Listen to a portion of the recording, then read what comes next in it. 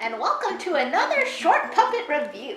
Today, I'm talking about a Netflix special movie made from an old TV animated series called Invader Zim, Enter the FLORPUS.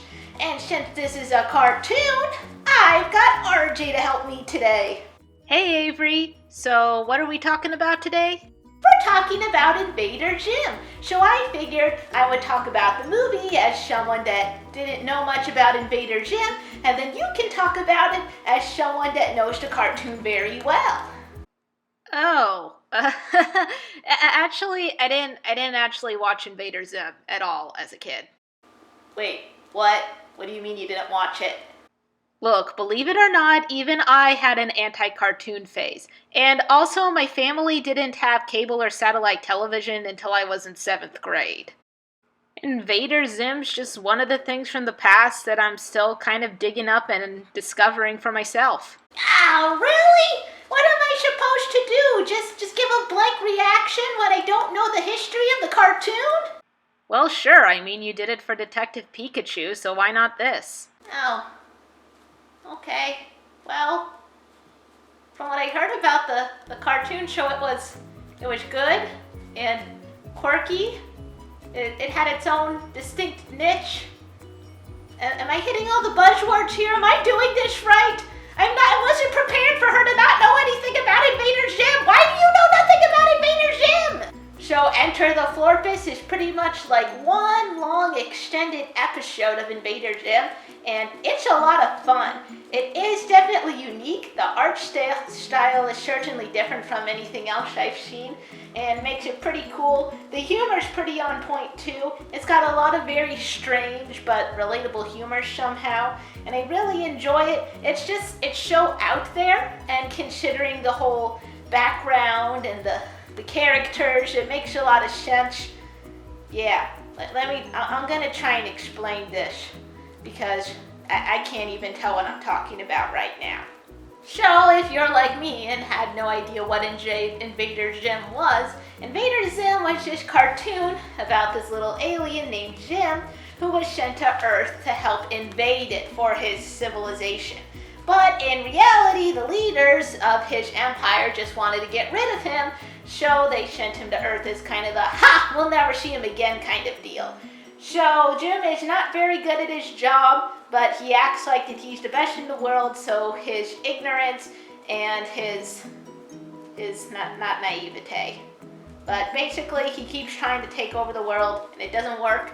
And then there's also this human named Dib that sees Zim for what he really is, and no one else seems to see Zim for what he is, so it's Dib's goal to try and get everyone around him to realize that Zim is an alien.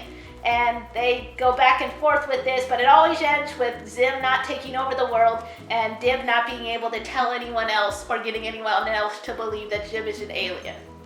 But Dib's sister also can see that Zim's an alien, but she just doesn't care. That's a mood. I feel like suddenly the background got a whole lot brighter. Ah, my eye holes!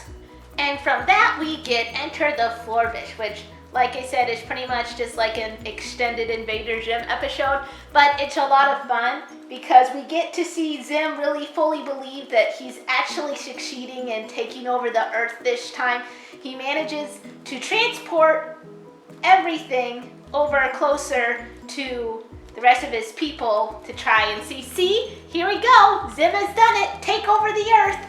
And as well, Dib finally manages to show a couple other people that Zim is an alien, but all of that just kind of falls apart at the end once again, and we go back to the normal status quo of things. So it's about, it's, how long was this? An hour and a half, I think? I think it was an hour and a half, I don't know. I was having actually too much fun watching it, and I don't want to spoil that much because a lot of the plot also revolves around comedy, so it's better just to go in not knowing much about it except the basic premise of Zim and kind of the dynamics of the characters, and you can pretty much go from there. And it's super funny, it's super creative, and if you like kind of a harsher edge to your animation, like these guys have a lot of dark lines and there's a lot of darker palettes that give it a very cool grungy aesthetic. So if you're really into that kind of thing, then Invader Zim is definitely for you. And if you go onto Netflix and watch this movie and you really like it, you probably should go and look up the rest of Invader Zim too, because there was a whole TV show before this movie. And it's cool because it's kind of introducing the show to the rest of us who didn't really know much about Invader Zim. And now I'm definitely going to check out the rest of Invader Zim because I'm really curious to see the whole show leading up to this cool Netflix movie special. So, who was your favorite character? Favorite character?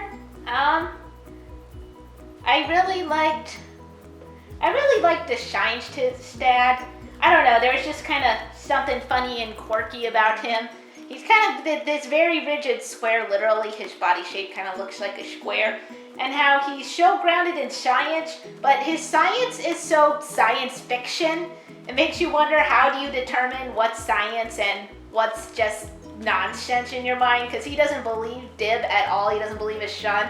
And it's like, your science is already strange, buddy. How come you don't believe Dib when he gestures an alien? It's just kind of the bizarre humor like that that's really fun to watch. Yeah, for me it's definitely Gurr. He's just got this adorable, fun voice, and he just has the weirdest jokes and humor, and he's just such a cute little thing, and just with his squishy little robot cheeks and his puppy dog form. Ah! Yeah, that's all I pretty much wanted to say about Invader Zim Enter the FLORPUS. Again, I didn't want to spoil too much because this is really something that I think you should go and check out for yourself. It's on Netflix right now, so if you've got Netflix, go ahead and check it out. And if not, I'm sure that someone's made a whole YouTube pirate rip somewhere. I feel like I saw that looking through the YouTube trending on our channel. It was there somewhere. That stuff always comes up. So it's either on YouTube or on Netflix, so you can go to either one and check it out. It's definitely a good, wild time. If you like this video, make sure to put a pause up and press that like button. Comment below on Invader Zim and your thoughts about it. If you are someone that grew up with the show, go ahead and kind of tell me more about it and the things that you liked. Like I said, I'm just discovering all of this for myself, so I'm pretty excited about it. And there's going to be a lot of upcoming movies. I know that It Chapter 2 is on its way out. I'm still not sure if I'm going to see it or not. I didn't actually see It Chapter 1 in the movie theaters.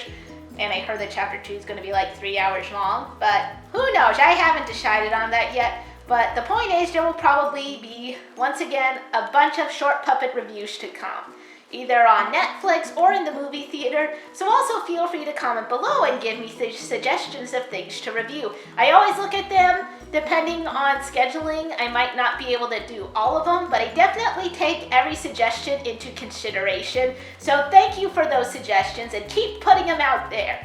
I like looking at them and deciding. It's nice to be able to decide things when people give you suggestions. And with that, I will see you for the next review. I still can't believe the boss didn't actually watch Invader Zim. I thought she was like the cartoon lady or whatever. God, this is such a break in her character.